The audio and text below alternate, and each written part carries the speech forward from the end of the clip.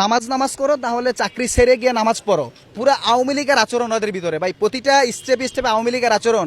না হয় ওরা কিভাবে পারে আজকে কালকে রাত 8টা থেকে শুরু করে আজকে যেহেতু আমাদের মানববন্ধন শুনছে, ওদের ফ্যামিলি থেকে শুরু করে ওদেরকে দফায় দফায় মিটিং করে ঠেট দিতেছে। আমরা আজকে বাসায় নাও পৌঁছাইতে পারি, আমাদের কাছে এরকম থ্রেড আছে। যদি আমরা বাসায় পৌঁছাইতে না পারি, আপনাদের চিন্তা করার কিছু নাই, আমরা শহীদ হইতে রাজি আছি। আসলে আমি হচ্ছে প্রাণ আরএফএল রেনবো গ্রুপের বনশ্রী শোরুম ম্যানেজার। আমি এখানে মানববন্ধনে আসার এবং সমাবেশ ডাকার কারণ হচ্ছে আমরা ডিউটিরত অবস্থায় আমাদের কিছু মিটিং হয়, যে মিটিংগুলো হচ্ছে আমাদের ঠিক নামাজের সময় হচ্ছে 1-1:30টার সময় হচ্ছে, 1টা 20-এ শুরু হয়, 2:30টা পর্যন্ত গিয়ে শেষ হয়। এরপরে হচ্ছে বিকাল 4 আসরেরটা হচ্ছে আসরের টাইমে একদম নামাজরত অবস্থা, একদম নামাজের টাইমে হচ্ছে মিটিংগুলো।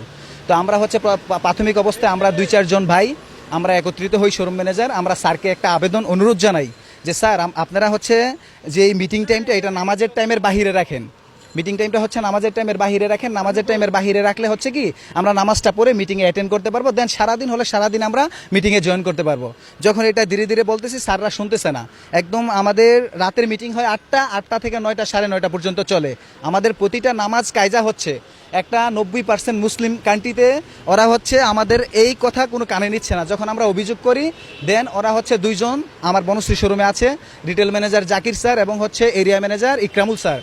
ওনার আমার শোরুমে আসে, বললো আপনি আপনার স্যারের সাথে কেন বাকবিতনটা করলেন, কেন আপনি ওনার সাথে ঝগড়ায় গেলেন? আমি বললাম স্যার ঝগড়ায় যাই না, আমি জাস্ট ওনাকে অনুরোধ করছি নামাজের টাইমে যে মিটিংগুলো না রাখে।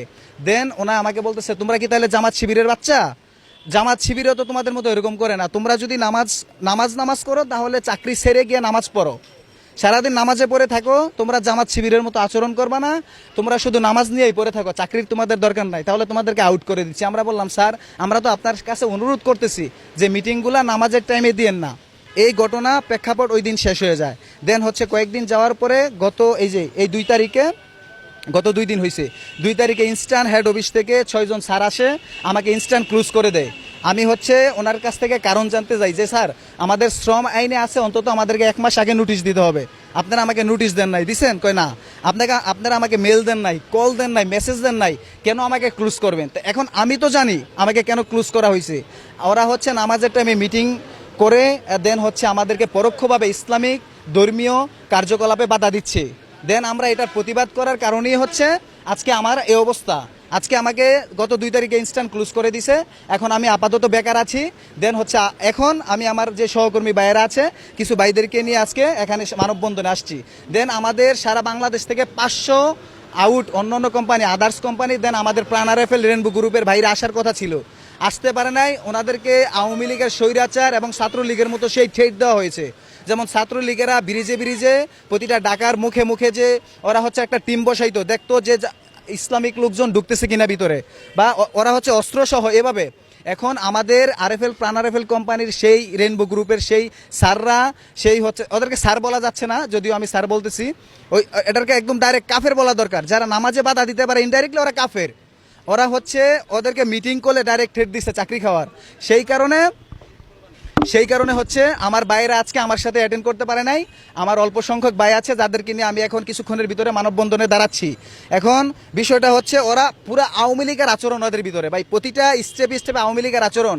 না হয় ওরা কিভাবে পারে আজকে কালকে রাত 8টা থেকে শুরু করে আজকে যেহেতু আমাদের মানববন্ধন শুনছে, ওদের ফ্যামিলি থেকে শুরু করে ওদেরকে দফায় দফায় মিটিং করে ঠেট দিতেছে, যে তোর চাকরি চলে যাবে, তোকে 10 লক্ষ টাকা আমরা হচ্ছে ড্যামারেজ দেবো। কিভাবে? আমাদের কিছু ক্রেডিট থাকে শোরুমের ভিতরে, ডিলার ক্রেডিট থাকে, সেই ডিলার ক্রেডিটগুলো ওই ম্যানেজারের উপরে শর্ট দিবে, দেন ওকে 10 লক্ষ টাকা শর্ট দিয়ে চাকরি থেকে বের করবে। এটা হচ্ছে ওদের প্ল্যানিং। যেমন গত 2 তারিখে আমাকে তো বের করে দিছে, আমাকে ইনস্ট্যান্ট ক্লোজ করে দিছে। তো এখন আমার এই বাংলাদেশের সকল মুসলিম ভাইদের দিকে আমার দৃষ্টি আকর্ষণ, ভাইরা আমার এখানে আমার দিকে তাকান, আমার কথাগুলো শুনেন। যেই দেশে 90% মুসলিম, সেই দেশে যদি আমি নামাজ পড়ার জন্য প্রতিবাদ করতে যাই, ওরা নামাজ চলাকালীন মিটিং করে, সেই মিটিং বন্ধ করার জন্য নামাজ পড়তে আমি স্বাধীনতা চাইছি চাকরিরত অবস্থায়, যে আমার নামাজ পড়ার স্বাধীনতা দেন, তারা দেয় নাই, বরঞ্চ আমাকে ক্লোজ করে দেওয়া হয়েছে। 90% বেশি মুসলিম দেশে যদি নামাজে বাধা দেয়, তারপরেও যদি আমরা চুপ থাকি, আমরা কারা আর যারা বাধা দিচ্ছে তারা কারা? আমরা কি কাফেরদের দলের লোক? আমরা কি মুনাফেক? আমার প্রশ্ন হচ্ছে, এই প্রশ্নের উত্তর বাংলাদেশের বর্তমান প্রধান উপদেষ্টা যিনি আছেন স্যারের কাছে বিনীতভাবে অনুরোধ থাকবে, আলেম সমাজের কাছে আমার অনুরোধ থাকবে যে ভাই আপনারা এইটাকে দেখেন, এইটাকে একটু ডিপলি চিন্তা করেন, আজকের দিনটা চিন্তা করেন। আমরা 3 কর্মদিবস দেখব। আপনাদের কাছে অনুরোধ থাকলো, হাত জোরে অনুরোধ করলাম যে 3 দিনের মধ্যে আপনারা এটার ফয়সালা করবেন। আর এই যে মুনাফেক কাফেররা আছে, এদের বিচার আপনারা রাস্তায় করবেন। আমরা জানি না আজকে আমরা বাসায় ফিরতে পারবো কিনা, কারণ আমাদের কাছে বিভিন্ন রকম হুমকি আছে, আমাদের কাছে থ্রেট আছে। আমরা কেন আসছি, আমরা আসতে পারবো না, এরকম অনেক এভিডেন্স আমাদের কাছে আছে, প্রয়োজনে আমরা দিব। কিন্তু আমরা যদি আজকের পরে আমরা যদি নাও থাকি, আপনাদের আলেম সমাজ, বাংলাদেশ সরকার প্রধান বর্তমান যিনি আছেন, প্রত্যেকটা মন্ত্রণালয়ের কাছে আমাদের দাবি থাকলো যে 3 দিনের মধ্যে, আজকের পর থেকে 3 দিনের মধ্যে এর বিচার করতে হবে। যারা আপনারা ব্যানারে যে ছবিটা দেখতে পারতেছেন, এরা মূলত ইসলাম কায়েম তো দূর, এরা মূলত নামধারী ইসলাম, এরা ইসলামের জন্য শয়তান, এরা হচ্ছে ফ্রাউন, এরা হচ্ছে নব্য ফ্রাউন। এই ফ্রাউনরা কোনোভাবে ধর্ম কায়েম করতে পারবে না।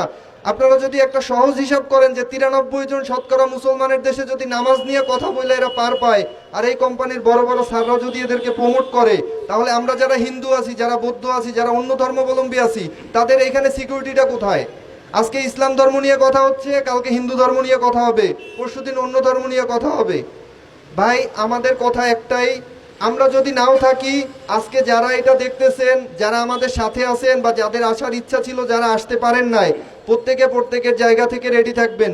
এই নব্য ফ্রাউনদের যে যেইখানে পাবেন, 3 দিনের মধ্যে যদি আমাদের এর বিচার যদি আমরা না পাই, যে যেইখানে পাবেন, আমি আবারও বলতেছি, আমরা হয়তো থাকবো না। প্রাণ আরএফএল গ্রুপের রেইনবো গ্রুপের এরিয়া ম্যানেজার একরামুল হক, এই 2 জন ব্যক্তি সরাসরি ইসলামের উপর আঘাত আনছে।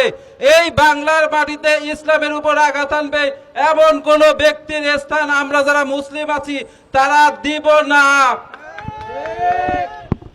এই দেশের 90% মানুষ মুসলমান, সেই দেশে কি করে, কিভাবে সম্ভব হয় ইসলামের উপর আঘাত আনার?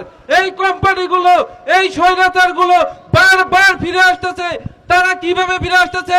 এখন ফিরে আসছে তারা আরএফএল হিসেবে, এখন ফিরে আসছে তারা রেইনবো হিসেবে, এখন ফিরে আসছে তারা জাকির, এখন ফিরে আসছে তারা ইকরামুল নামে।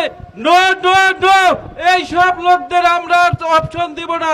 এই বাংলার মাটিতে এই সব স্বৈরাচার, এই সব ইসলাম বিদ্বেষীদের আমরা সেকেন্ড টাইম অবস্থা